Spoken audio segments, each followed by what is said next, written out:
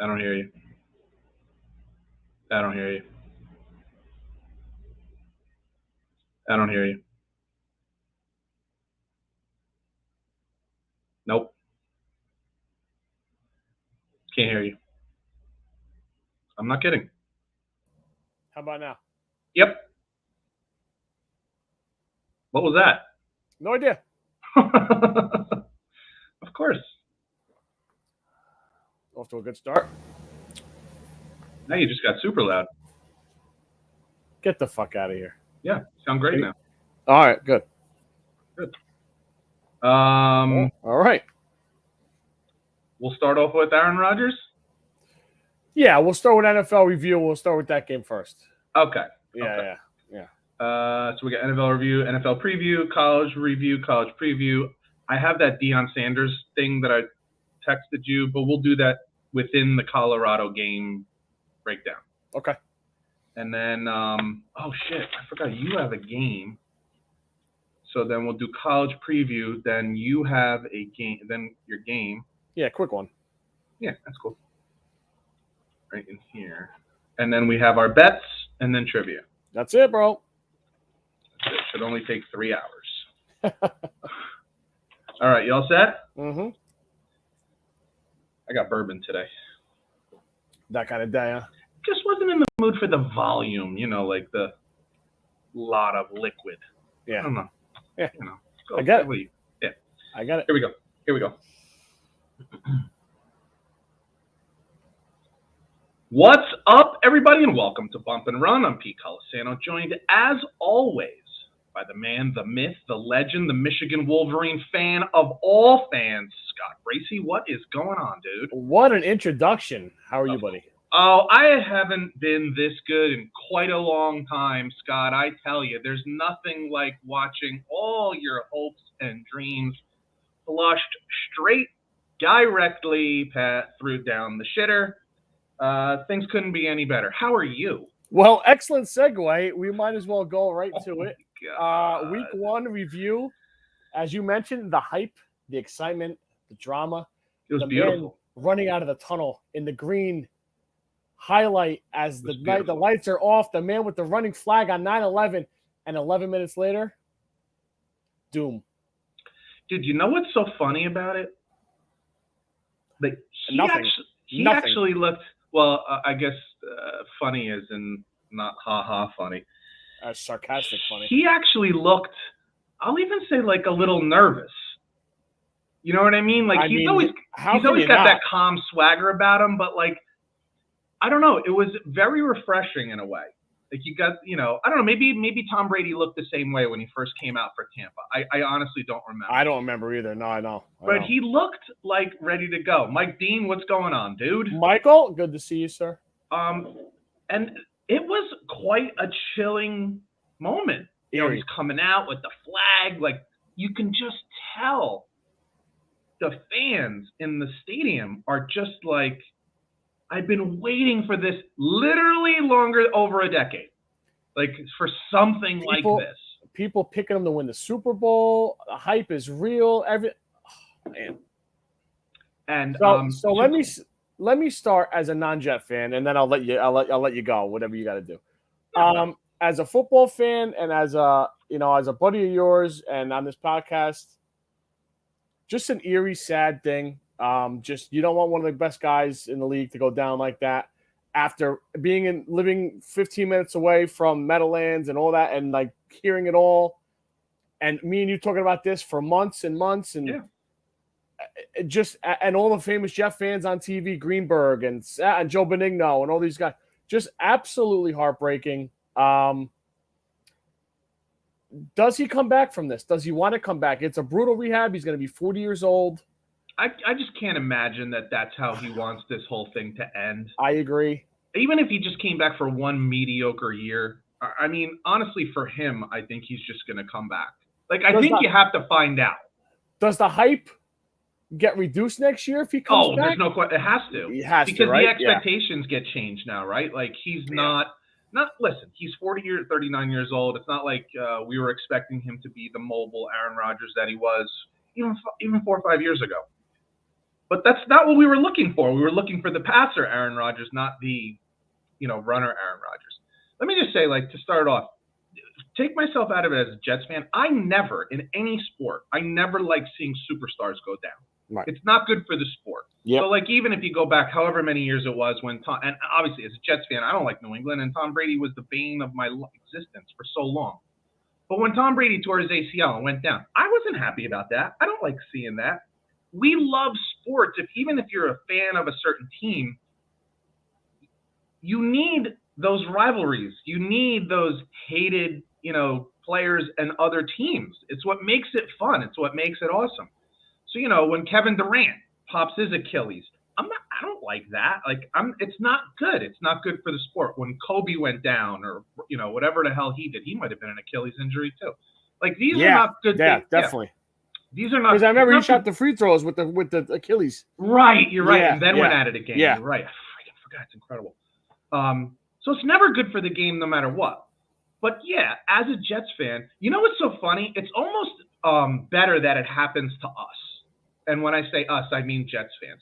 Because we've dealt with this so many times. We live in the land of disappointment. The scab is real.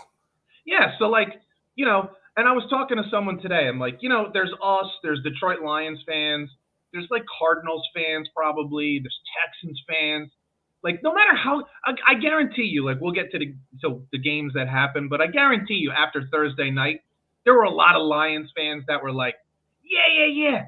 But I still don't know. I don't know. But if you're a Steelers fan, if you're a 49ers fan, if you're a Baltimore Ravens fan, I'm trying to think around the league, even Seattle, Green Bay, no matter what your team looks like on any given week, they have the mentality of, it's okay. We'll be all right. We'll be all right. Steelers started off so poorly last year, but I guarantee you in most of those fans' heads, they were like, we'll be okay. We'll be all right. They've done it for years now. They were bad for a long time. But they start slow with Burrow. They start slow. They were skeptical, but now with Joe Burrow doing it for a couple of years, or the Browns. How Browns fans understand Jets pain. Lions fans understand this. So in a way, it's better that it happened to the Jets because as a fan base, we're kind of used to it. You know what I'm saying? But it's just, it's awful. I had people texting me yesterday. So this is Thursday when we're recording. I had people texting me on a Wednesday I really can't believe it. It's this lingering weird. Holy it's shit weird. Thing. And the way it happened, within seconds. I agree. There were so many super creative memes. I mean, I hate that the memes are directed at my team, but there were some of them were really, really good. Yeah. So the one that was one of my favorites is that I think it said something like Aaron Rodgers had 5 snaps with the Jets, including his Achilles. Oh wow! Because he played 4 snaps and then snapped. I thought that was funny. I saw another one that had Aaron Rodgers before the game, and it was a picture of Apollo Creed before he fought Drago, and then the second was Aaron Rodgers after 4 plays, and Apollo Creed is just laid out flat in the ring dead. I don't know. It's creative shit, so I'm okay. And then the other side of it is that I said to a lot of people was listen, I do feel bad for Aaron Rodgers, which is kind of hard to believe coming from me, because I really do believe he bought in. You have to, dude. You have to. He was all the way in, and I loved it, and I like just seeing the change in him. But let's keep this in some perspective. He's going to make $35 million sitting home. I got 2 kids, a job. Life is not easy. Life goes on. It's certainly going to be harder for me than it is for Aaron Rodgers. So, not the rehab part, but life in general. He's going to do his rehab in a mansion. I'm living in an apartment in Atlantic City. So, let's, I try to keep things in perspective and say, the guy's going to be okay. He's probably worth $200 million. So it'll be all right. Mike Dean and in the end, it's my sports team. I root for them. I certainly care what happens. I try not to let it run my life. You know what I mean? When you hear people that are almost when Greeny's almost suicidal. You don't have to be a hero today. You could feel hurt, bro. You're a Jet fan. No. You're excited. Dude, it's awful, bro. It sucks. The hype you had. You were so Jet underwear all year, bro. It's okay to it's okay to be sad, dude. Yeah, it sucks. Right. Make no mistake, it sucks. Listen, I'm just not apoplectic about it. I'm not losing my mind. There's not a person that I love Michigan. You love the Jet. We love sports. We love playing golf. We all know there's bigger things in life. We understand that. That's all. But as a sports thing, it sucks. It hurts. It sucks. It sucks. It sucks for sports in general, and it sucks even more for Jets fans because it really. So you know what's worse? You watch the game play out, and you're like, wow, dude, we have a really, really, really fucking good defense. You do. Like, you have a really good. good. You have a good team. We have a really good team. Wilson, Hall. And the fact that they ended up winning the game, you're like, wow, what could this have been like this year? I know. Like, that's the part that kills you. You know what I mean? And I say this to all Jets fans. Don't get so live your life. It'll be okay. But yeah, it's awful. Real quick, I want to just touch on Mike Dean said. Mike Dean read, he goes, I read somewhere 22 years since Testaverde's Achilles. People were killing him. Why are you here? Get the black cloud out of here. Like, come on. Like, you don't know that's going to happen. Like, come on. And then I got to listen to Mike Florio, who's just such a douchey jackass. The other day said, I don't know how the Jets weren't prepared for this. You hired a 39-year-old quarterback. You should have been ready. Who's ready? You show me in the league what team has the kind of backup that's going to take them to the fucking playoffs. Mariota?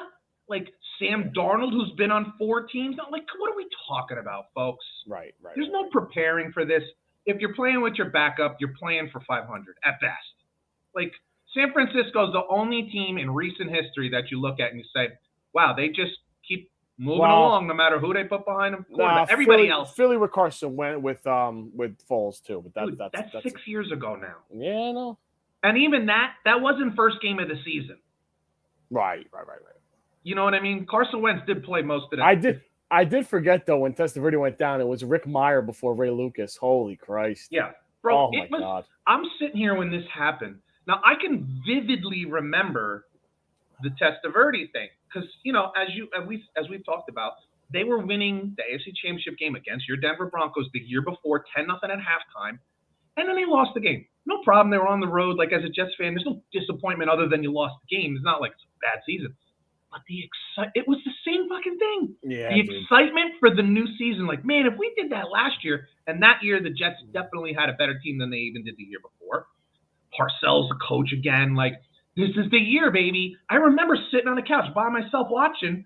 Testaverde pops this thing, and I'm like, oh my God, this season's over. And I'm sitting here the other night, and now this was a little different because it wasn't so obvious how bad it was at first. In fact, I really genuinely didn't think it was that bad.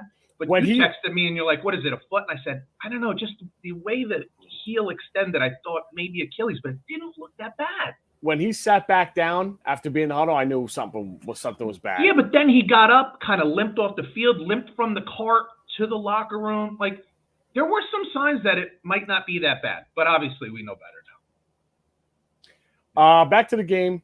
Well, Mike, what Mike Florio was saying was, like, not prepare for the Achilles tear, but you got to prepare, and that's why he's an idiot. You got to prepare for losing an older quarterback. It doesn't matter.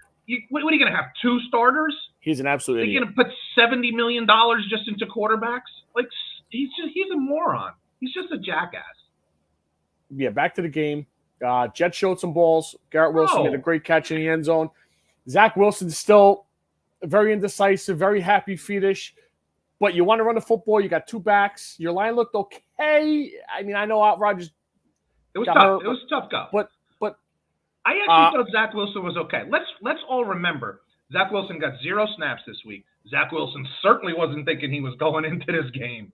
You know what I mean? Yeah. And to come in, he made some really nice third down throws. I texted you at one point and said, regardless of how good he is, he does have an absolute hand cannon. I mean, he can fling the shit out of that ball. Yes, he did have the 1 interception, was bad, and what's worse is that was typical of some of the things he did last year, which was like stare down receivers and stuff like that. But there were other times where he didn't do what he did last year. It's not there, dump it off to the running back out of the back. But I actually thought, considering the situation, I actually thought he looked. I agree. I agree. I thought he was okay. Something the defense, that wasn't though, is the story. Obviously, yeah, defense is good. You know, the air was just sucked out of the whole stadium, and it looked like everybody wanted to cry. And frankly, it would have been justified in doing so. And there certainly was like a little period of time where the intensity was lost. But let's give some, and I mean this genuinely. Let's give some credit to Robert Saleh. Whatever happened at halftime, they came out and they were ready to go, and he deserves some credit for that. He definitely deserves some credit for that. Something that wasn't good, Josh Allen. Holy shit, dude. Oh my God, he's absolutely. I told you this all summer. There was something. I don't know, man.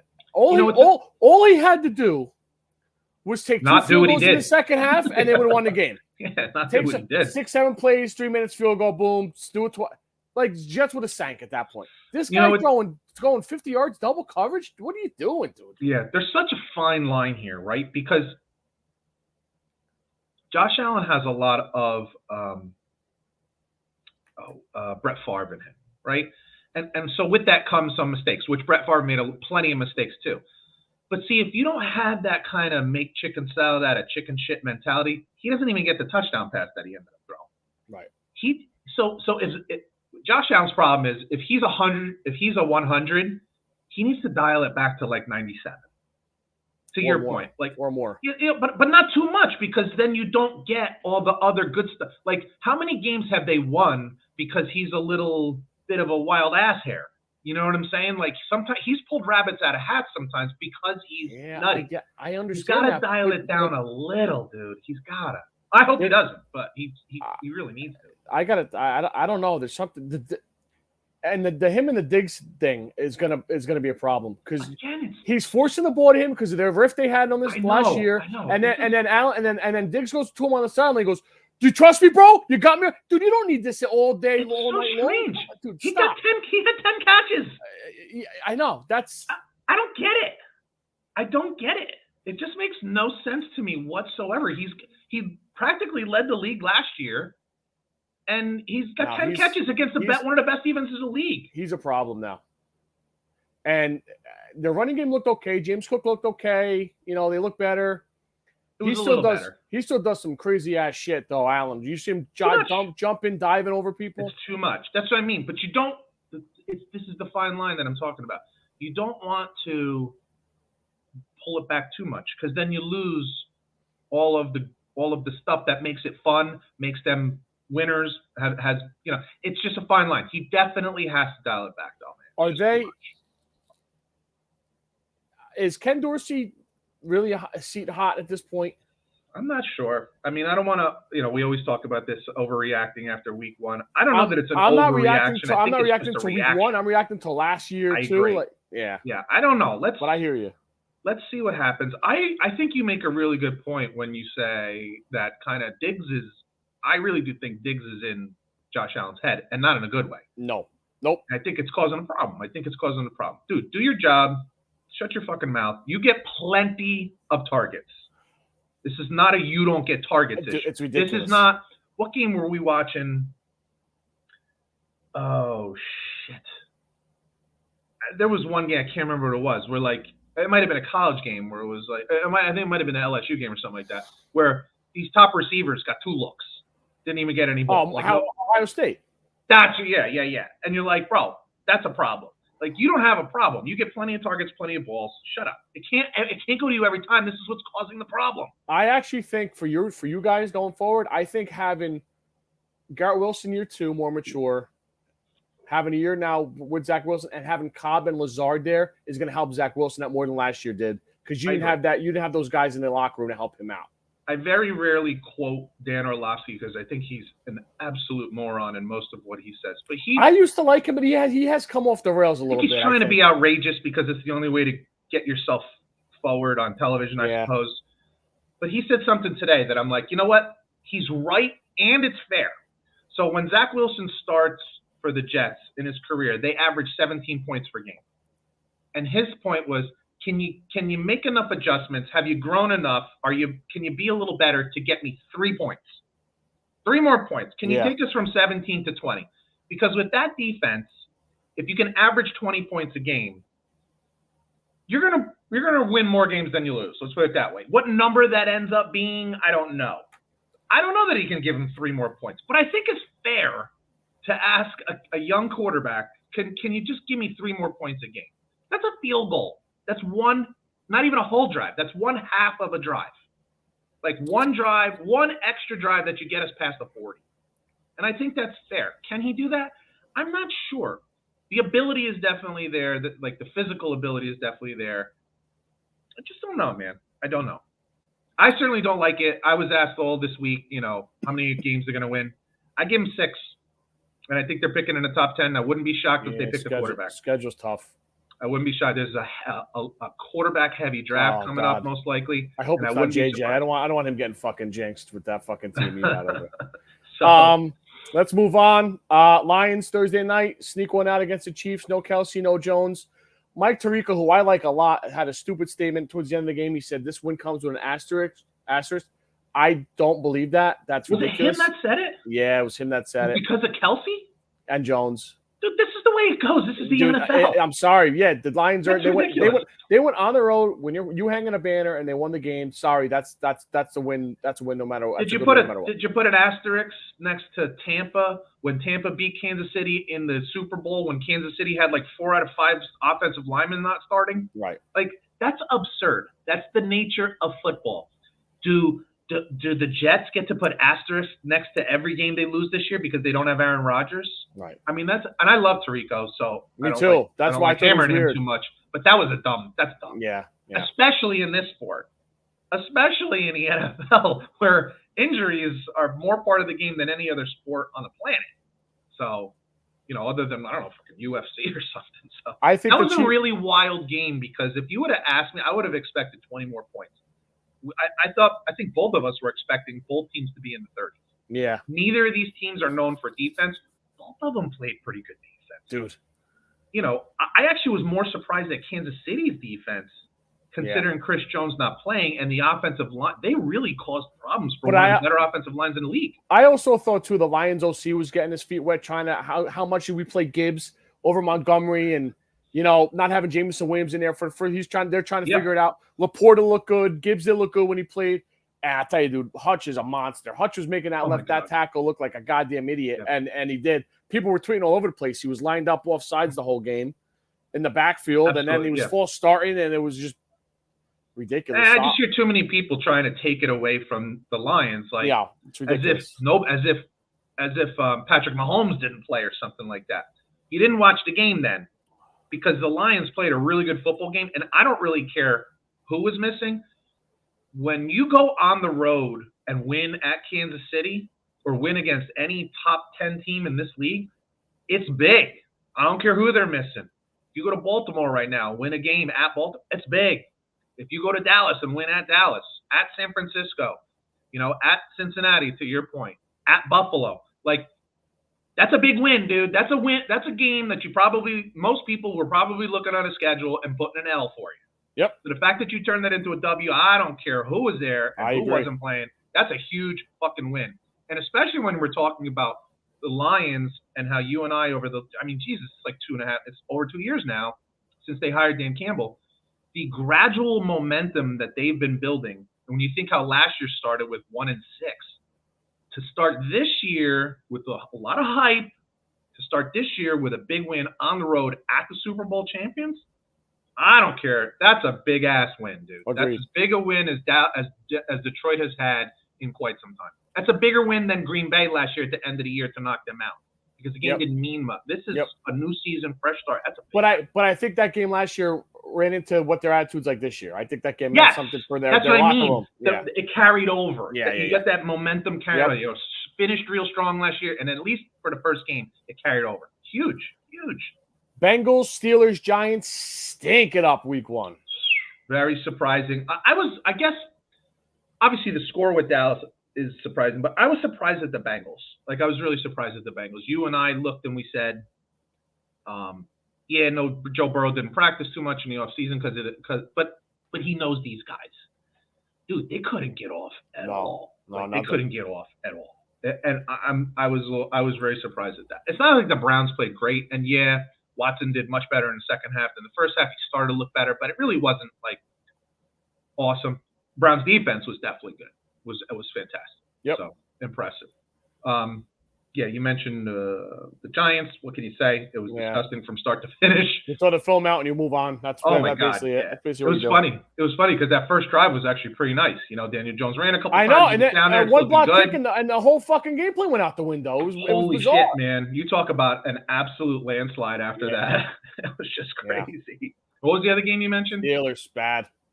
We thought that was game of the week. Just wow.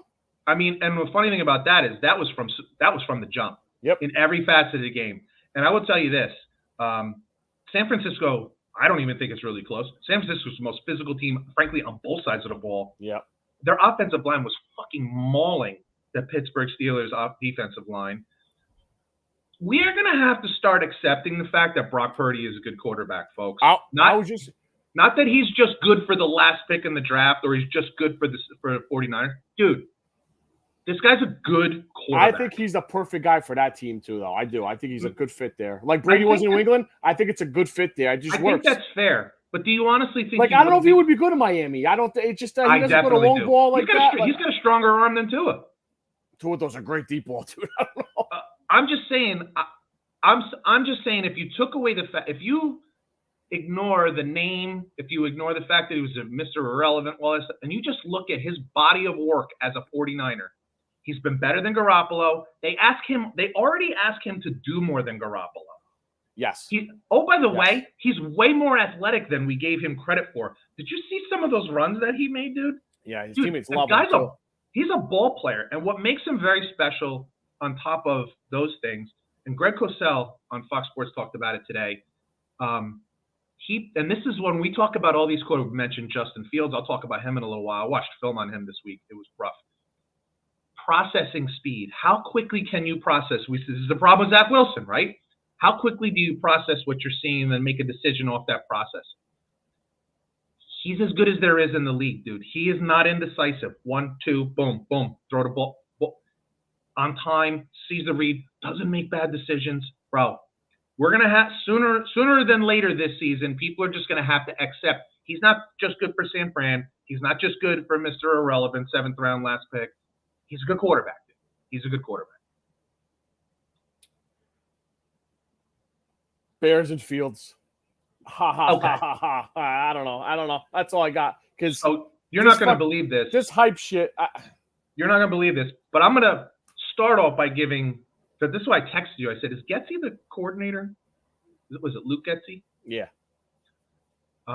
There is some shitty coaching going on in Chicago. Because I watched a bunch of film on that game because I wanted to see Justin Fields. I wanted to be fair. I'm like, am I just being too harsh or am I seeing what I'm seeing? Play designs are okay. Usually when you break down some film of another team, you can understand, you can figure out what they're trying to do. Even if it didn't work, if you look at how the line moves, the routes, the way they run, the combinations, you can see what a team is trying to do. Dude, when I tell you there were like 4 or 5, maybe even 6 plays in that game where I don't know exactly what they were trying to do. There was a play, and now maybe it's bad play design or maybe it's just bad coaching because there was one play that stuck in my mind. 2 players on the same side of the field ran a corner route. They ran into each other. Oh, wow. Like they were just right next to each other. And you're like, and they even on top of that, the routes they ran were so shitty. Claypool is such a fucking dog. Well, I was going to say, when you have one guy that doesn't care, that hurts. He just doesn't look like he cares. If the ball's not coming to me, I don't give a shit. And Justin Fields is horrible at the same processing that we're talking about Brock Purdy. His footwork is shit. There was a play where he dropped out of the shotgun, gets the snap, and drops. And it's normally like boom, boom, boom, throw. It's tink, tink, tink, tink, tink, and his feet are kind of like dancing. And then he goes to throw, and he's all off balance. Who's coaching this guy? Wow. Who's coaching this guy? And I'm going to give him a little credit here. We think of him as a good runner. You have no friggin' clue.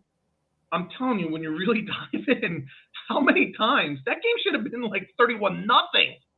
Like the line, I don't know what the scheme even is sometimes, and it breaks down. And somehow he's such a freaking good athlete and so strong that he's able to like break away and make something out of it.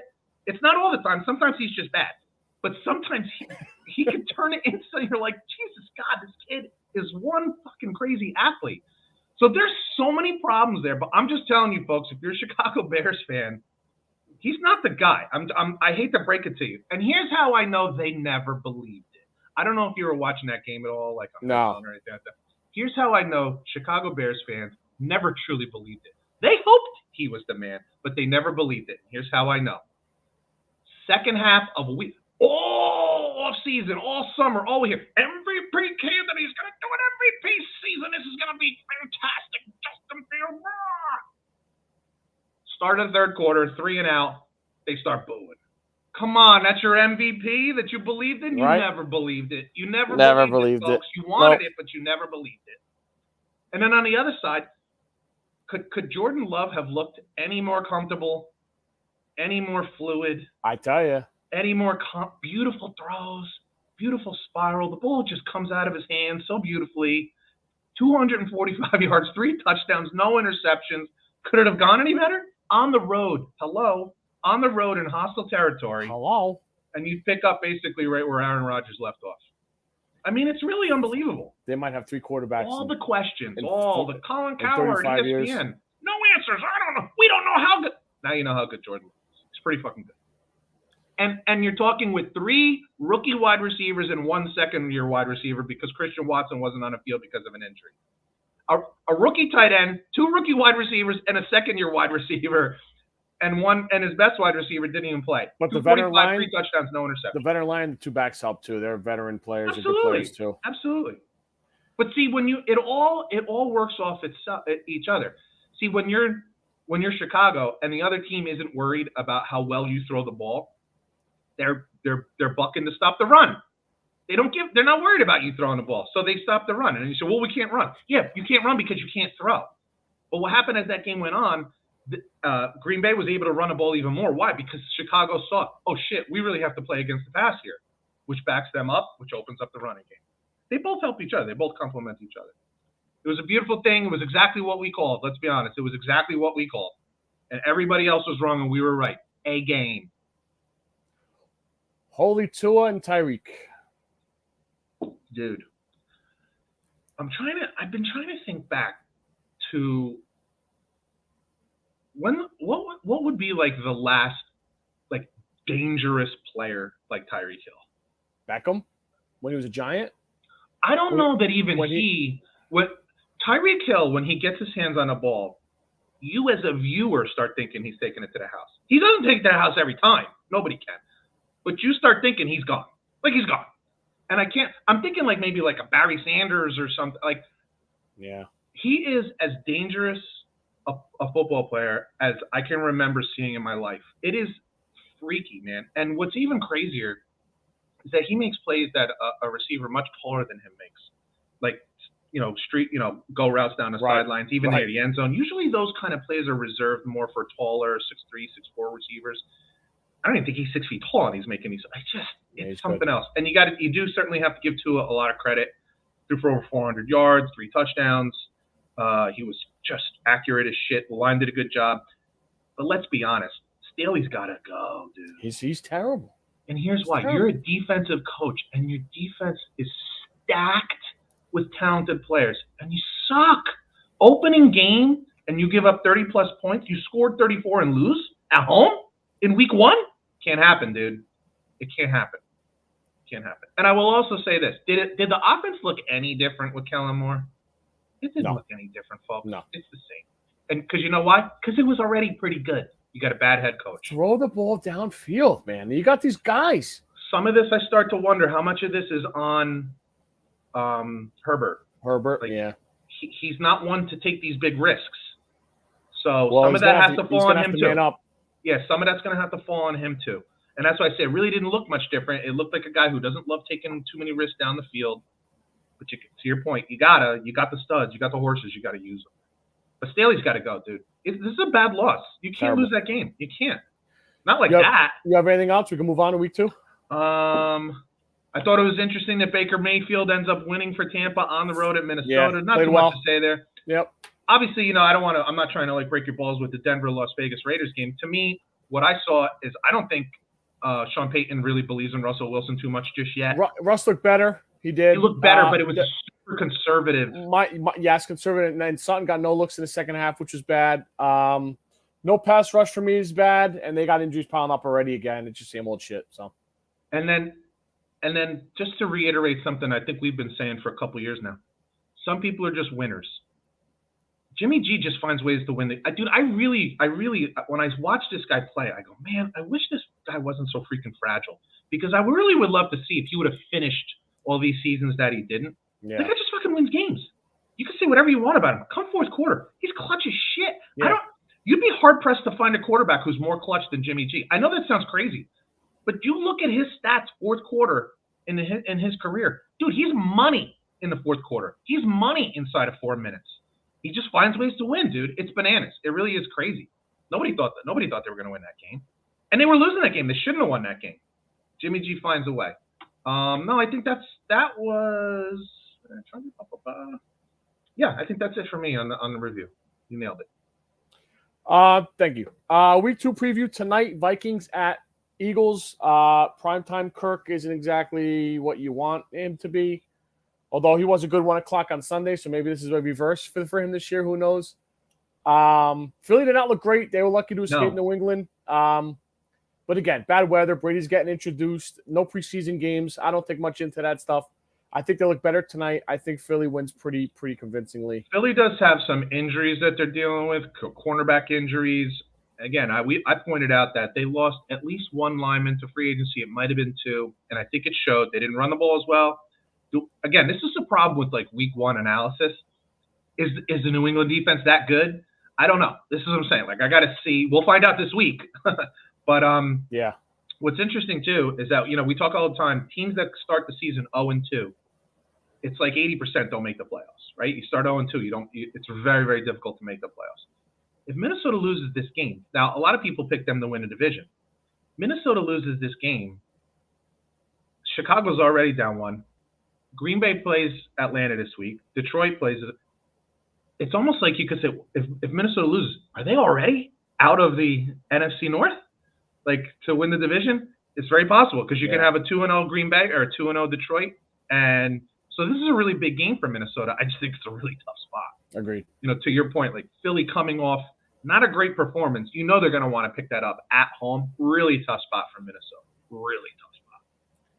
Baltimore and Cincinnati. I tell you, it's almost a must-win for the Bengals here too. Same situation, right? Yeah. If they start 0-2, now listen, they're one of the exceptions. They've started 0-2 before. In fact, I think they started 0-3 and still made the playoffs, and that might be the year they went to the Super Bowl. So they're kind of the exception to the rule. But I wouldn't want to test fate too many times. It's a big game. We talk about like, oh, you can't have big games early in the season. They're not must-wins. Really? Do you want to like be on the wrong side of 80% statistic? No. Yeah. And the other side, it's not baseball where there's 162 games. There's 17 games. One game matters. Ask the Lions if one game matters because they win that game. If they would have won one more game during that 1-6 stretch at the beginning of the season, they're a playoff team. Mm-hmm. So there's no such thing as don't overreact. You need to overreact because you can't start 0-2. You can't. There's got to be some real urgency in this game. Seattle at Detroit. Kind of same situation with Seattle, right? Tough spot. You don't want to start 0-2. You're already falling behind San Francisco, and it's like you're going to go into the dome of the team that just beat the Super Bowl champs. Dude, that place is going to be fucking electric. Oh my God! This is what I'm saying. That's a tough spot, and they did not look good. Seattle did not look good. Terrible. They look terrible. I mean, we're talking about the Rams as a team that might be up for the first pick in the draft. And they dominated the line of scrimmage, both sides. So, if I'm not mistaken, I think both starting offensive tackles for Seattle got hurt. And now you're going to go to Detroit with Hutchinson on one side. And good luck with that. That's, again, really tough spot. The only thing that, could play in your favor is you might have a little hangover action from Detroit having won that game. But I just don't know think with the 3 extra days off, too. Yeah, exactly. Yep. They had the 10 days to deal with it. So, yeah. Tough spot. Speaking of Chiefs, Kansas City at Jacksonville. This game's sneaky good. So I'll bring this up for the third time already. You can't start 0-2 if you're the Chiefs, right? You're already behind the Raiders. Chargers lost. Denver, you can't start. You don't want to start 0-2. But Jacksonville at times looked good, at times didn't. Agreed. I don't know how much better that defense is. We were told it was going to be improved because it wasn't a very good defense last year. But I did think the Colts played better than everyone thought they were going to play. To give them credit on that side too. I agree, and I was pretty impressed actually with their defense. I thought their defense was flying around. And again, you got a rookie quarterback, so the defense is probably on the field more than they would like to be, and you just get worn down, man. You get worn down, and it's tough to keep up that pace. Plus, Jacksonville's got real weapons, dude. You got a really good quarterback. They got really nice weapons. Ridley looks good. He looks good. Yeah. Yep. But the Chiefs are the Chiefs. Pat Mahomes, Andy Reid. I don't want to call it a desperate spot here, but they don't want to fall behind 0-2. You don't want to fall behind. You got to go 2-0 just to get back to 500. So I think that could be one of the most, probably as I look down the list here, what might be one of the more entertaining games of the weekend.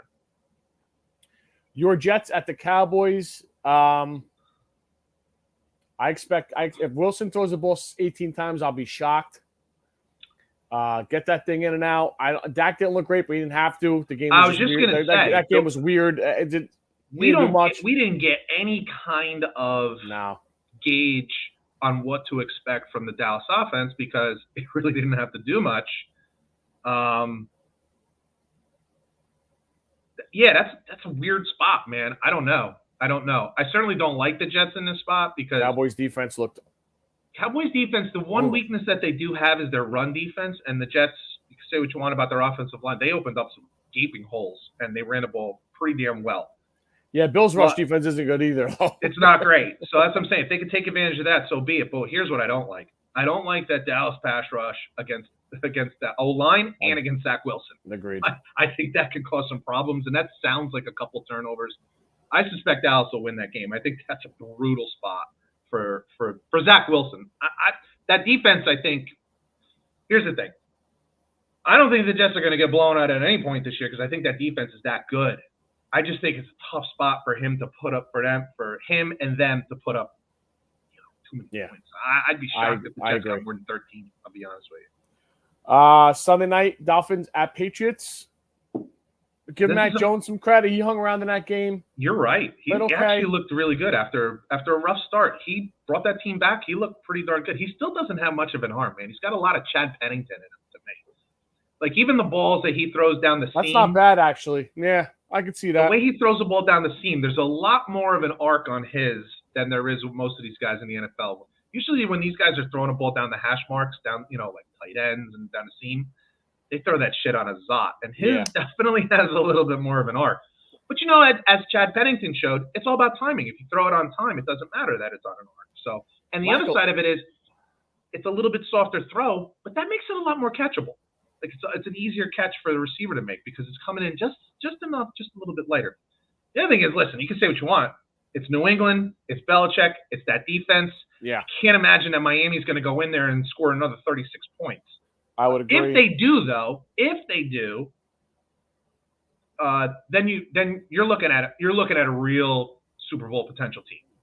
And you're looking at a disaster in New England too at that point. Correct. If they don't, it looks even worse for Staley.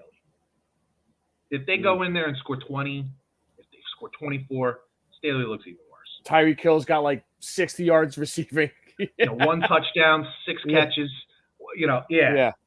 Staley looks even worse. Monday nighter, it's a double dip. First game's shitty. Second game's Browns, Steelers. Browns, let's see if they can do 2 weeks in a row. Let's see if Pittsburgh's got a pulse. They lost some guys defensively. And then they're going to, what Cleveland wants to do. They want to run it down your throat. So I don't know. Yep. Let's see how much balls Pittsburgh has here in a big spot.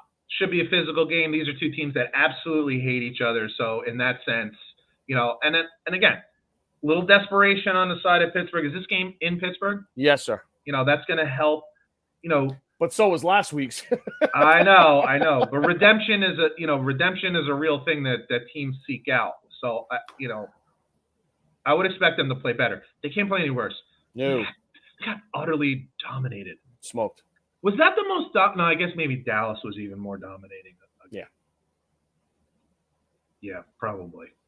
But that was but listen, but I tell you though, like I feel like a lot with the Dallas game was momentum. Shit just went downhill and it just kept flowing. Yeah, it did. And whereas the Steelers game, it just looked more dominant. Clunky, you know what I'm saying? Yeah, I agree with that. That's pretty good. Like they made the Steelers look bad. And I don't think they're a bad team. I think they're a good team. So which leads me to one other game. I have a couple other on here that I think are interesting just for, because of records and stuff like that. Green Bay goes into Atlanta, and I think it's interesting because, okay, sure, Jordan Love looked good in Chicago on the road. Boy, he's basically like a rookie quarterback in a sense of that he's only got like 3 starts under his belt. He got 2 games to open the season on the road. Atlanta won last week.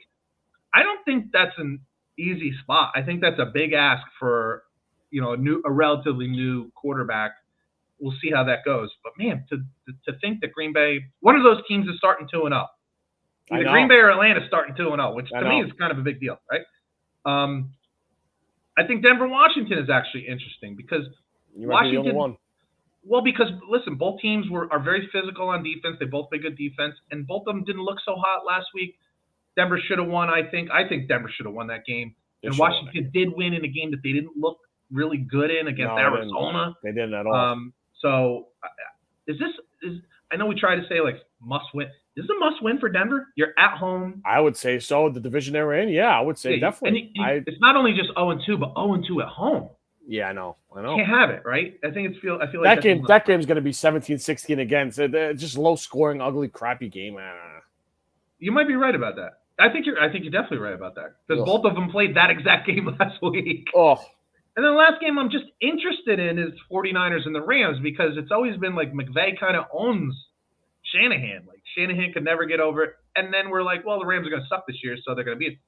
But the Rams look pretty good last week. I know. And oh, by the way, dude, when you give Matthew Stafford some time, fucker can sling it, dude. Listen, that's what's funny about football, dude. Like you miss a couple of games and we forget about you, and then you're like, oh, you come back like, oh shit, I forgot about that guy. Dude, that guy was good. Good. So now I don't know if you saw this report. Like Calvin Ridley, like you go, oh my god, I forgot how good this guy was. Yeah, and accurate. Like throwing off platform. Like Matthew Stafford's really good. So I don't know if you saw this. The guy that filled in for Cooper Kupp, fucking 10 catches. I know. Wow. I know. And then the other kid, the little one that they drafted, Tutu Atwell, yeah. Yeah. I mean, where did that come from? I know. I don't know if you saw this report, but apparently the Jets actually inquired with the Rams about Stafford before they inquired with Green Bay about Aaron Rodgers. Oh, I didn't hear that. Yeah. So would have been interesting to see him in a Jets uniform. So I'm just interested to see more if the Rams can continue and, frankly, if they can continue their dominance against one of the best teams, what we all think is one of the best teams in the league. College football, week 2 review. Texas did it. Texas did. Are they back? Let me ask you something. Is this bad etiquette? I'm not sure. Go ahead. So I was at a wedding Saturday night. And I saw the pictures. You guys look lovely. Thank you very much. And I was watching the game on my little. No. I had it on the TV. Any guy that's at a wedding on a Saturday in the fall, right? No, it's not bad. No. Okay, so I watched the whole goddamn game at a wedding. Wedding was fun, huh? Yeah, I had a blast. Free booze, Alabama, Texas, huge upset. Like it doesn't get much better. Cocktail hour, I'm good to go. Line me up every Saturday night. I don't know the last time either of us has been able to say this, but to me, Alabama got dominated. Smoked. I agree. Ball. Right? And we're talking like offensive, defensive line. The Texas offensive line was better than the Alabama defensive line. And the Texas defensive line was better than the Alabama offensive line. I can't remember the last time we can say something like that. Where like it just looked like Texas was better. Is this starting to I don't want to it's only mid-September. I don't want to go bananas here. Yeah. Well, especially if my team has to see this team down the road eventually. Yeah. However, is this starting to be the peak for 70-year-old Nick Saban here? Georgia's overtaking them in the SEC. So it begs a couple questions. I don't know. It begs a couple questions. Number one, how much of this falls in the fact that this Milroe, not good. He's not good. That's the guy who won the competition, though? Like, which makes you wonder what the hell the other guy looked like. It's fucking Alabama. You don't have like the top quarterback in the country. I don't know. I don't understand that. Or you don't go to the transfer portal and get somebody else like everyone else is doing. Okay, so then that begs my second question. Is this NIL and transfer portal action taking place here? Like that Texas was able to kind of – now let's not forget, Texas had Alabama beat last year. That Yes. game was won. They should have won that game. But Bryce Young put on his Superman cape and had Ewers got hurt. And great performance. And what? Quinn Ewers got hurt next. Correct. And Ewers got hurt, so that kind of shut down that offense. So, by the way, he looks like a gentleman now with the mullet gone, doesn't he? He looks so much better, dude. I know. God. You know what's funny? Last year with the mullet and the weird dirtbag look, it was you like, couldn't take him seriously. I don't want to draft that guy on my team. I know. Somebody got in his ear, definitely. I agree with that. Yeah. Fucking haircut and beat Alabama. So first pick of the draft. Trim the beard up. Looks like a gentleman. Ready to go. Yeah, that was the thing that stuck out to me. I was like, man, I don't remember, even in losses, I don't remember Alabama just looking like clearly the other team was better. I don't remember thinking that before. You know what I'm saying? And I thought that on Saturday. Texas looks really good. Now, Alabama, if you look at their schedule, they should run the table from now until whatever they play Georgia or whoever. LSU. Is LSU going to scare them? I don't know. I still think Alabama probably has better players outside of quarterback. That's the big question to me. Can Alabama figure out their quarterback situation? But well, see, that's the one good thing about losing early. If you're Clemson, Clemson, Bama, and who's the other one that lost? Clemson, Bama, and LSU. Correct. You lose early, and then you climb the mountain, and you can have games to win, and you climb up the mountain. So yeah, run the table. If you run the table, listen, LSU lost. They're at 14 right now. You can make a run from 14. Yeah. There's no doubt about it. Coach Prime does it again. Nebraska is just. Dude, do you know they're that playing game had phenomenal higher defense for the first half? Go ahead. I'm sorry. No, I was just going to point out, it's the Deion Sanders, the primetime effect here is fucking incredible. Do you see who's going there this weekend? Like the whole world. It's insane, dude. That game got better ratings than Texas Alabama. It had 9 million people. It had 8.5 or 9 million people watching. I was tuned in. The NBA would murder an entire country to get those kind of ratings, bro. They're lucky to get a 2.5 on ESPN on a Sunday night. Like they got an 8.5 or 9 rating. It's 9 million people watching. Dude. Fucking Deion Sanders, man. It's insane what's happening here. This is bananas. Now you make the point. Nebraska played good defense early. Like they were looking like dude, they hung around. It looked like Colorado came down to earth a little. Yes, and then it looked like Nebraska. We said it. Nebraska. We both had them in our picks. They're going to take a step up. The quarterback is just not good. Their backup's worse. It's Purdy's brother. It's just man. Defensively, they look pretty good. And then this is it's scary because why are you bad offensively? And I know it's Matt Rule's first year. I can't kill him because they look bad. No, I can't kill him either. But it's nuts. But offensively, they are shit. And here's why they're really shit. You could say what you want about Colorado beating TCU. You know, they gave up 30-something or 40 points against TCU. You could score 10 points. You got 10 points against Colorado? Bro, that's not a good defense. You couldn't even run the ball? So 2 things here with this week. So we were right, by the way, with them going to game day. We just had the opponent wrong. They were going regardless, it looked like. Because they're going for Colorado State. Every week. They were going for Colorado State, who hasn't been good in 20 years. But right.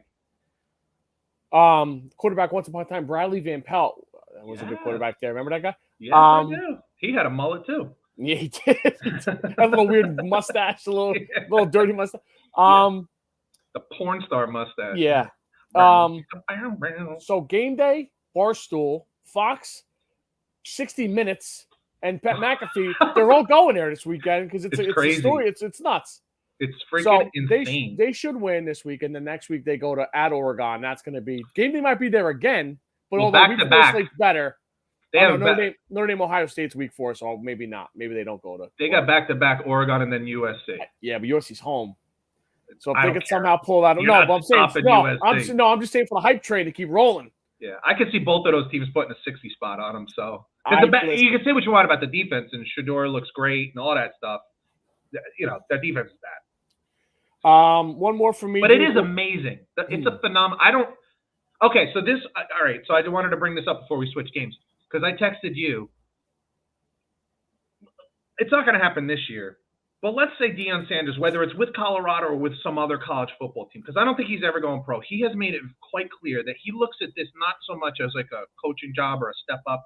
He wants to be a mentor to young black men. Like he wants to be a mentor, a father figure. And I think it's a beautiful thing because he certainly doesn't need the money. He's fucking Deion Sanders. He doesn't need this shit. Like, this is from the heart, dude. And that's what makes it so cool and very believable. If at Colorado or at anywhere else, if he gets a different job, Florida State, somewhere else, who knows?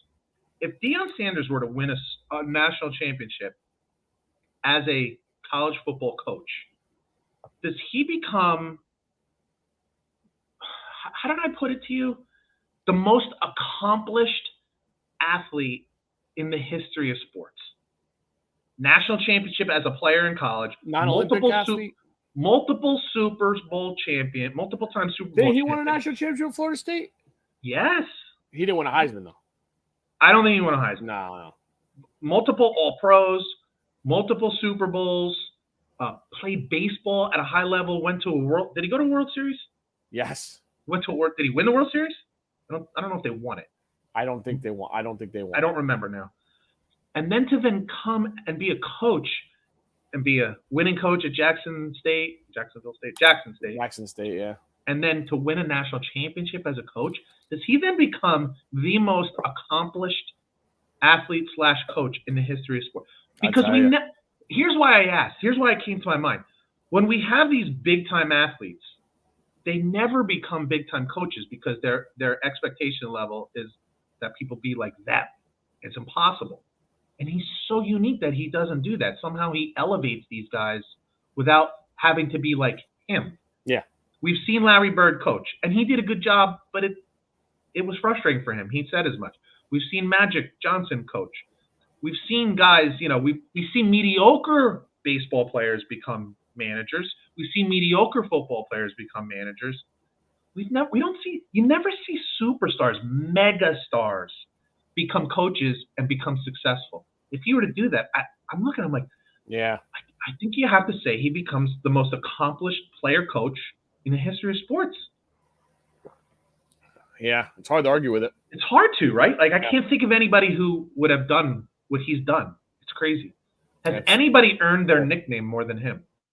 Fucking primetime, dude. He brings primetime to noon. No, it's cool. It's cool, but what time's that game kick? What time's that game kick Saturday night? Do you know? I think it's late. I'm not sure what time that I think it's late. So easy on the bourbon so you can stay up a little bit, watch the first half. Just too quick. Utah and Oregon survive. Utah's still banged up all over the place. And then Oregon looked bad for the first 3 quarters, and Texas Tech fell off a cliff. They got outscored 23 in the fourth quarter. Both these teams are going to compete with USC, Washington for the Pac-12. I'd say those 4 teams are going to be good, fun all year. It's crazy. I can't believe it. I can't believe it. It's the best quarterback conference in the entire country, and this is it. And this is the last year. Burn it to the ground. It's crazy, bro. It is crazy. You have anything else? I got a couple games that caught my attention. Notre Dame, NC State caught my attention because Sam Hartman is really friggin' good, dude. If We're going to find out soon about him, though. The schedule, it's a little tougher. I agree. But I'm interested. I like him. Don't get me wrong. I wasn't being snarky. I like him, too. Yeah, I mean, because if you ever saw him play at Wake Forest, he was really good. But that was with Wake Forest, which makes it even more impressive. Can he be a day 2 NFL pick? Listen, this is why I put this on the list. Like, I don't know that anybody was even considering him. Because he is undersized. This is not a big dude. I think he's we've seen worse undersized guys get drafted, and the Broncos are going to play one this week. He's really, really good. Miami, Texas A&M stood out to me because I think I like Texas A&M. And you were blowing what's his face, Petrino. Goodbye. Petrino. And they did score some points, but they didn't play. They didn't play any friggin' defense, and that's why I bring it up. I bring it up more because of Miami. I'm a Florida State fan, and I hate Miami. But college football is better if Miami is good. Mm-hmm. And I'm kind of keeping my fingers crossed. They won big week 1 against a shit team. They won big week 2 against a pretty good team. I think they play tonight or tomorrow. They play like Bethune-Cookman. Yeah, now they'll roll. But I'm hoping they're back in the mix. I know. I don't expect them to be all the way. I think Florida State is pretty much all the way back. 99% of the way back. I don't think Miami's quite there, but I hope they're close because it's just better. When Miami is good, Florida State's good. Listen, the problem that we've had in college football there's for like the 12 last few schools years, that need to be good for like. Yeah, it's just been too regional. It's been Clemson, Georgia, Alabama, LSU, and Ohio State and Michigan. And like nobody else. And that's not good. That's not good for the sport. But that's what's sad about the Pac-12. They've been bad for so long, and now all of a sudden they're coming up on fire and they're fucking blowing it. I know. So that's what I'm saying. If you think about college football this year, you got USC, Washington, Oregon, and even Utah out in the West. You got Texas now, and you got to at least keep your eye on Oklahoma. I don't expect much, but you got to at least keep your eye on it. It is friggin' Oklahoma. Yeah. Alabama's not great. LSU's not great, but they're still good. Right. You got Georgia, who we don't know because they got a new quarterback. Clemson, don't think. There's a lot of weird shit going on, and I like it. It's good. It's interesting. Penn State looks good early. They look good. They haven't played anybody yet, but they look good. So it's like, it's exciting to have new teams involved because you don't want the same old shit every year, man. It's just not good. So that's good. And then the last, I got two more real quick. I had pointed out an interesting game that I thought, or a game that looked interesting to me. Like, what the hell's going on here? That James Madison was favored at Virginia. Yeah. Now, James Madison actually did win the game. I think that's a big win for like an FCS program like that. But they didn't cover the spread. But I was like, damn, you lost to James Madison at home. Like, and I know the game you're going next. App State, North Carolina. No. Although that was ridiculous. Yeah, I know. Did that go to overtime? This team's fucking bananas, App State. Did that go to overtime? It did. And they got overtime. And I think they got screwed on a call too. If I was hammered. So that was crazy. I totally forgot about that one. But I had one of my picks was Tulane against Ole Miss, and Tulane it went exactly as I said. Yeah. They played as if this was the biggest game of their season.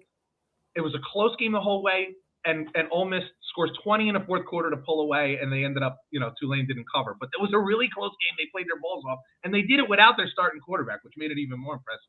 It was just fun to watch. It was just a fun game to watch because, we talk about this all the time. The coolest thing about college football is when underdogs are in games. Yeah. So, and they were in that game, and it was like, can they pull us off? Can they pull us off? It's exciting, So it was fun. That was fun to watch. Yep. That's it. That's all I got.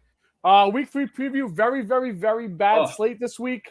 Which means look out for upsets, folks. I know. Like ugly upsets. That shit when that happens. Oh next week and going forward, next week's beautiful, and then conference we're gonna get on fire soon. I only got 3 games on the list. I got 5, and 2 of them were 4. Yeah, I got some force as well. Penn State, Illinois. Just because I think the line's a little fishy. Illinois look bad. They're giving up a lot of points. They lost a lot in that defense. They lost a lot. We just hyped up Penn State. Let's see if they can keep it going on the road. Noon kick. True story. LSU, Mississippi State. Yeah, I had that one listed. I might have something to say about this game in a little while, so I'll let that simmer there. Washington at Michigan State. Michigan State's got a ton off the field issues now. Their coaches. So for those who don't know, their coach is he still employed? He's still employed. He's suspended without pay. For those who don't know, he sexually harassed a sexual harassed victim. Allegedly, excuse me. Sorry. My maize and blue is showing there. No, listen, no jokes aside, that's not something to joke. That guy, I mean, it's so. But I just say allegedly because we don't know. I don't know. There's a lot of weirdness on both sides. I don't know if Michigan State's looking to get rid of him. I don't know. We're gonna have to figure it out. But Washington comes into town. They beat them up last year pretty good in Washington. So we'll see if Michigan State rallies for at least a little while and see how long they can hang in. A game that used to be a legendary game every year. We used to look forward to this game. Week 3, Tennessee at Florida. Yep. Fishy spread here. Only a 6.5-point favorite. Florida has looked bad. Tennessee's looked good with Joe Milton. Florida they got their doors blown off against. I mean, even the headline for our last week's podcast was Florida's looks more like bait because they don't look like Gators. They look more like bait for Gators. Yep. But it is interesting to watch what happens when you're at home against a hated rival. That's why I think the line is what it is. I think Tennessee's only favored by what, 6.5? 6.5. Yeah. Okay. So it does look fishy. Make no mistake, Tennessee is significantly better. But it is the college football road is a funny fucking place. You're right about that. It's a funny fucking place. And last one for me, just because everyone's going Colorado State at Colorado. Prime time. Yeah. Let's see if they can get the 3-0 and keep this thing rolling. It should be a blowout. I think they're like 27, 29-point favorites, something like that. Do you know the line? 23.5, I think I saw. Okay, it's a little lower than that. What also makes that one interesting is, I don't know if you saw this, the Colorado State head coach, Jay Norvell, which I think is Mike Norvell's relation. Mike Norvell's brother. It's same name. Maybe it's not. Who the hell knows? I just made that part up, but it sure I think seems like it. I think one of them's black. I'm not sure about that. No. So he came out. So I don't know if you saw the press conference after the last week's game. Deion Sanders comes out with his Colorado Buffaloes hat on and sunglasses indoors in the press conference. And this Jay Norville came out I think it was just yesterday, and said, my mother raised me to when I'm talking to other adults, take my hat off and take my sunglasses off and talk to them eye to eye. He said, I don't know, that's just me. Well, Deion's running with that shit as if he needed anything to motivate his team anymore. Thanks, coach.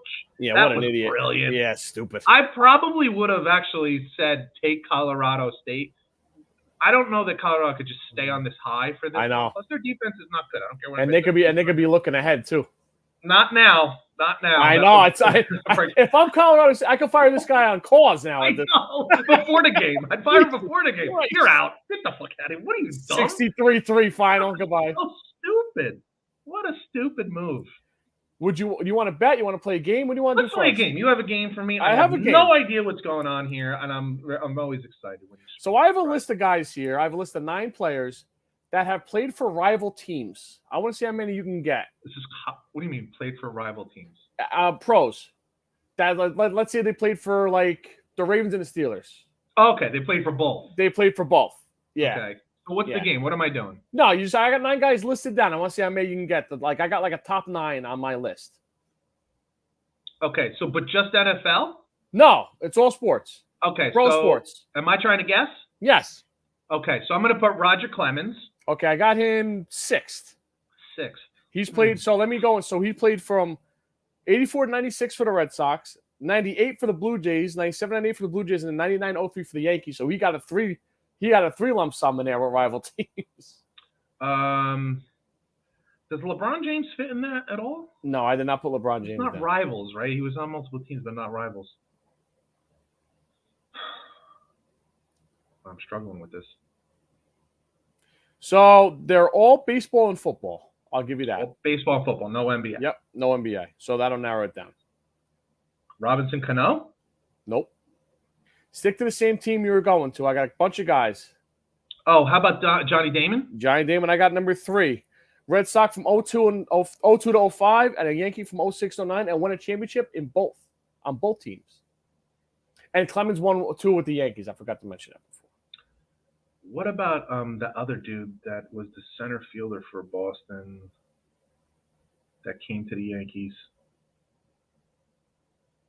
He didn't do very good for the Yankees. I don't have Jacoby Ellsbury. I don't have that one written down. No. Okay. But you do have 2 more of that same 2 teams? Mm-hmm. Well, I guess you guys say like Babe Ruth. That's my number 1. Yep. The Curse of the Bambino. We're going back a ways, but 1914 and 1919 was a Red Sox, and 1920 1934 was a Yankee. The Curse of the Bambino. Think. Yeah, I need clues. Think first bad. Yankee dynasty. Like the first year they won. There's a famous photo of him after they won the championship. Back in the day? 96. Famous photo of him.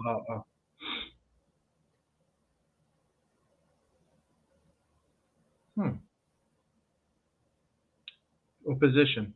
Third base. Brocious? Wade Boggs. Oh my God, you're right. I totally forgot about him. See, that's holy shit. Yeah, 82 to 92 was a Red Sox, and then 93 to 97 was a Yankee, and won a championship game that pissed off Red Sox fans. That's a good one. Thank you, buddy. That's a good one. What slot we have open? I got all football now. Okay. Think of one we were just talking about. What were we just talking about?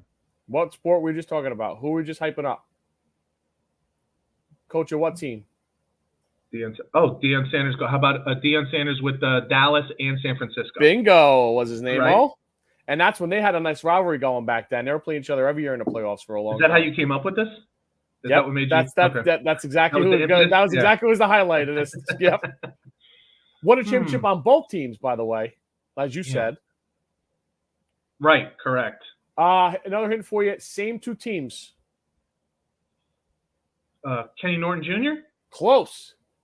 Yeah, but he didn't win the championship one of them, I don't think. He did play for both, but I don't think. held the crown for most Super Bowl rings until a man named Tom Brady came along. Oh, Charles Haley. Yes, sir. There you go. I need help. I need hints. 86 to 91 was a Niner. 92, 96 Cowboy. He won a championship in both as well. He was really good. One of them is very close to your heart, and I'll stop there if you need another hint. Curtis Martin. Close. That's a good one. I did not put that one down, but he didn't win a championship. Same two teams.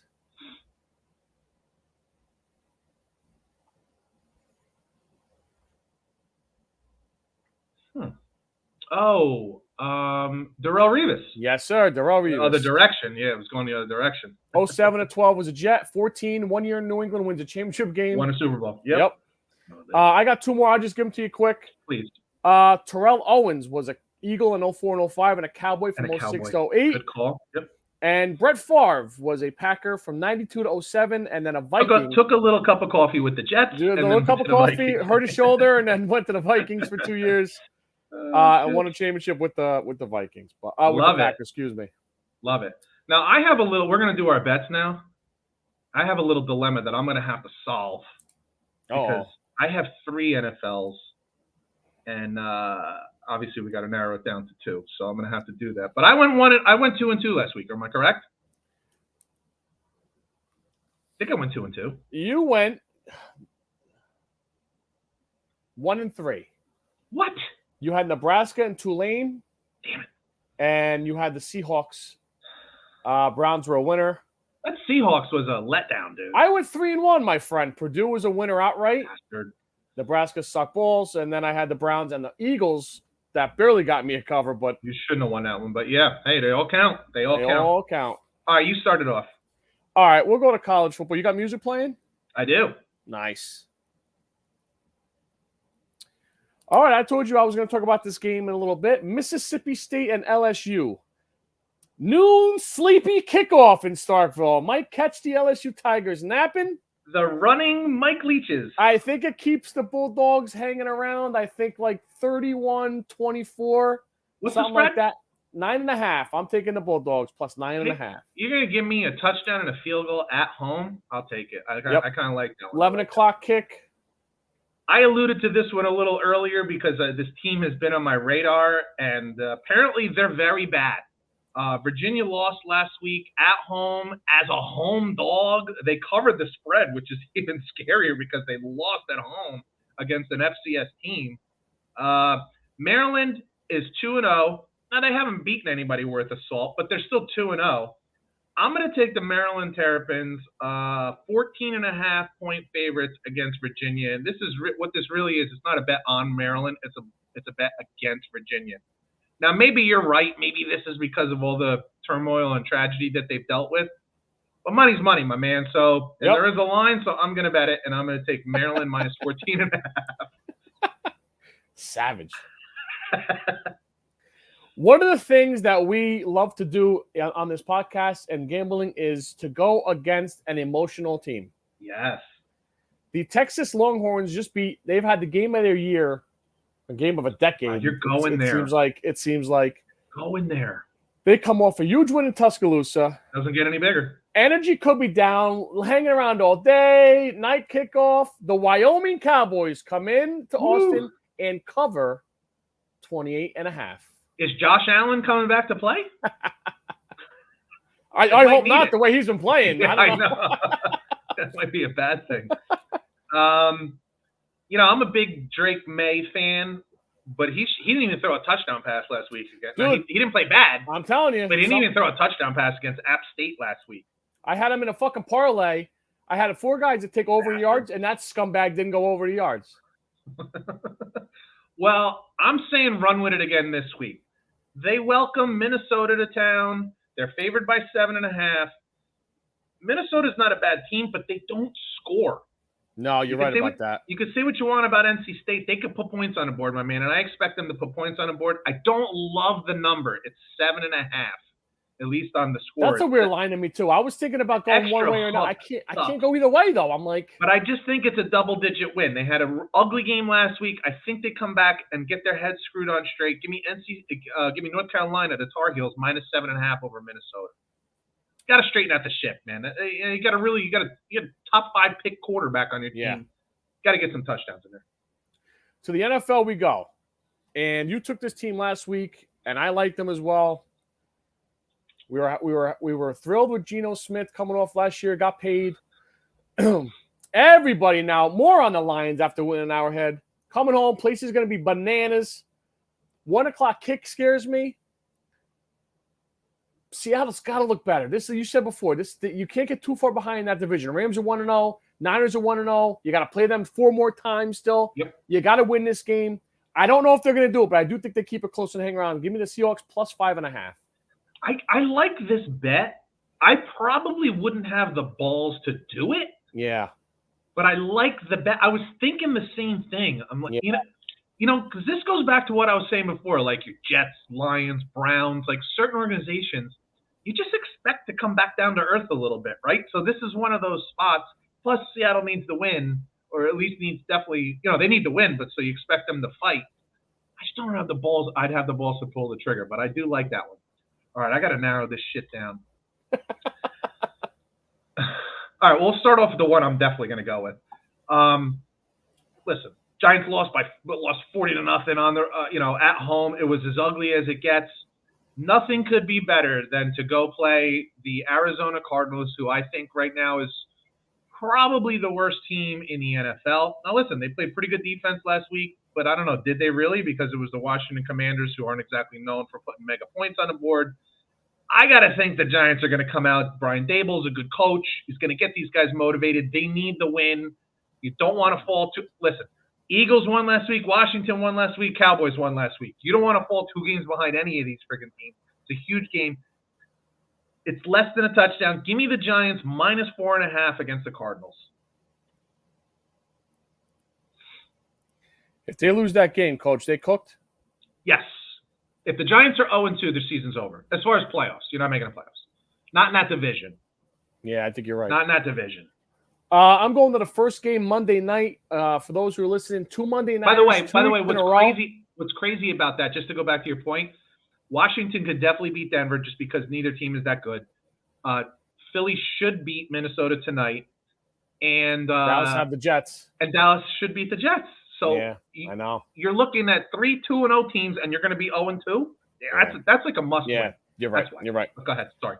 First Monday nighter, Saints at Panthers. Bryce Young looked like a rookie. Some good, some bad. Not a lot of help around them. I think they're going to go multiple backs all year.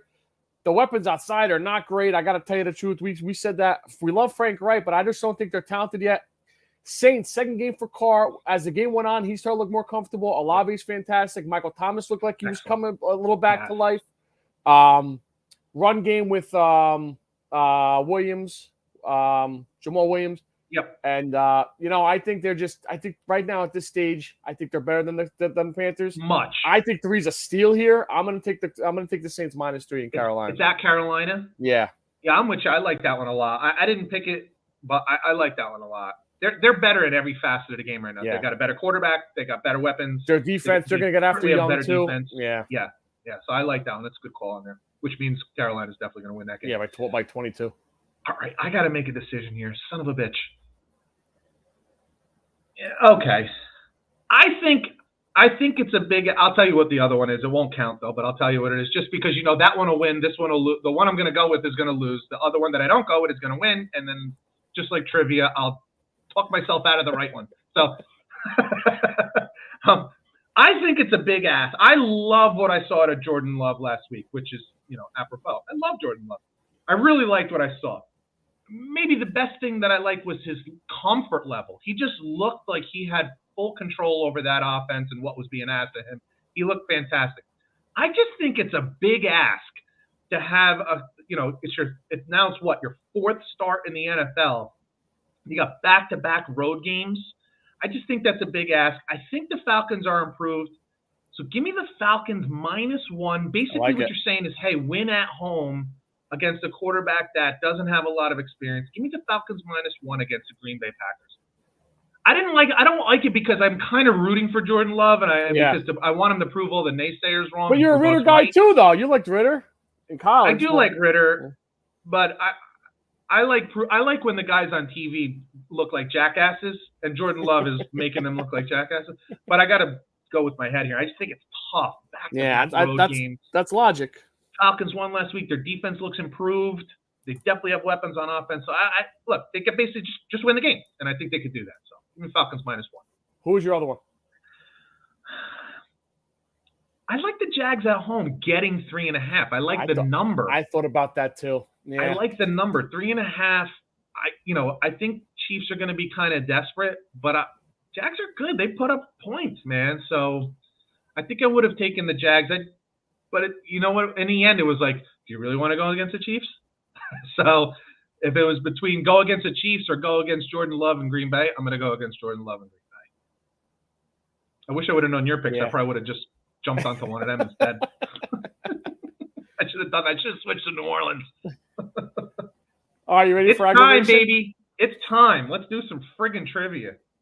It's about time I get off the schneid here, man. I gotta get going. I promised you NFL, and I gave you NFL. Let's go. What tight end had the most receiving yards as a rookie? Tony Gonzalez, Jason Witten, Algie Crumpler, Mike Ditka. My God, you threw that Algie Crumpler in there just to freaking break my balls, right? Threw it in there, or is it the right answer? I don't know. That's what I'm saying, you bastard. I so want to say Tony Gonzalez. He was with Kansas City, though. I don't know that he was that guy. Mike Ditka, they didn't throw the ball that much back in the day. They didn't throw it like that. What's the question again? What tight end has the most receiving yards as a rookie? Tony Gonzalez, Jason Witten, Algie Crumpler, Mike Ditka. So Jason Witten. I think you're fucking with me. So I'm going to say Algie Crumpler. Mike Ditka. Get out of here. Yep. I wasn't even sniffing that one. You did that again. You just know how many yards? I don't. I should have looked into it. Wow, that's a shocker. All right, you should get this one. You're so full of shit, man. You just fucked me. What quarterback has played for the most teams? Josh Johnson, Josh McCown, Ryan Fitzpatrick, Brian Hoyer. All right, so I think we talked about this recently where I think McCown has been on 11 teams and Fitzmagic has been on like 7 or 8. Josh Johnson has been on like a lot of teams, dude. Oh, shit. I'm going to go with McCown. Dude. It's Josh Johnson, isn't it? You just said the whole thing and it's Josh Johnson. It's Josh Johnson. Dude. I think it's 13 teams. I think he's. It's 14 teams. 14. I have it written down. So Josh Johnson played on 14. McCown 11. Fitzpatrick and Hoyer 9. Damn it. So Josh Johnson has been on the Buccaneers, the Niners, the Browns, the Bengals, the Jets, the Colts, the Bills, the Ravens, the Giants, the Texans, the Raiders, the Commanders, the Lions, and the Broncos, and almost half the fucking league. And you talked yourself, you said it, you had everything perfectly poised, and you went to a guy with fucking 5 less teams. This is great. Dude, all right. I'm going to double jinx you. You got to get this one. Yeah, thanks a lot. Shit! First player to throw for 4,000 yards. Y.A. Tittle, Johnny Unitas, Fran Tarkenton, Willie Joe Namath. So I'm pretty sure that Joe Namath was the first person to throw for 5,000 yards. 5,000, not 4,000. So the first person to throw for 4,000 had to have been before him. Which leaves me like, so it was Y.A. Tittle, Johnny Unitas, and who? Fran Tarkenton. All 3 of them were before him. Oh, shit. I'm going to say Fran Tarkenton. You got bad information because Joe Namath was the first guy to throw for 4,000 yards. Oh, my God, dude. I don't want to do this anymore, man. I don't want to do this anymore. I hate this part of the show. Oh. I hate this part of the show. Dude, and I get texts nonstop about how great this is, too. So I don't want to do it anymore, man. Bro, I wish you could see. I need to put the camera. I'm sweating over here. I'm like, it's. Oh my God, I'm so pissed. You know what's the worst part is I did a Joe Namath diatribe about fucking 5,000 yards. Yeah, and I'm like, you should get this one. Well, your clues are bullshit anyway. You screw me with Ohio State being the same answer twice. You screw me with Svensson being the same now, answer how am I twice. screwing you, dude? Know the knowledge, bro. You're a sports guy. Let's go. I hate you. I hate you, and I hate this segment. I get in line. Oh, Jesus H. Christ. Was that 114 in the books? You know what's so sad, dude? I really did spend like almost 2 hours watching film of Justin Fields. I swear to God. I really did. And that's why I was able to like kind of defend him a little bit. Like, bro, these play designs are shit. Now you sound like Ron Jaworski. I spent 3 hours in my office in NFL films. Yeah. I'm like, it's ridiculous, but it's true. Yeah, it's really true. I don't want to do trivia anymore, man. I swear to God. I'm like so sad. You watch your mouth. 114? That's it, bro. We're rolling. Do you know we're in season 4? Do you know we're in season 4? Are we in 4 or 3? We're in 4 because as soon as the NFL season starts, that begins a new season. We're in 4th season. Wow, dude, that's awesome. It's incredible, 114. That's awesome. So, but I'm going to have to cut you out of this because I can't do the trivia anymore, man. It's so sad. It's so sad. For the trivia man himself, Scott Bracey, I'm Pete Colasano. You've been listening to Bump and Run. We'll catch you guys next week. Later. It's so disturbing because I really like. I swear to God, I thought Joe Namath threw for 5,000. Your clues are shit. How am I supposed to take it as a clue? Most of the time you're like throwing me off the scent. Well, I think you're 0 for your last 9, so I wanted to try. I haven't got one right in a while. I definitely am 0 for 3 2 weeks in a row. Next week, I think it was 1 for 3 the week, but 1 for 2. You want to do Little League rules? Fucking. I'm even getting multiple choice and I'm getting slaughtered. Oh my God, I swear. All right. I'm going to make spaghetti and meatballs. At least I'll get that right. Nice. That a boy. Enjoy. Tell the kids hello. All right, man. I'll have this out later tonight. Sounds good, man. Later. Later.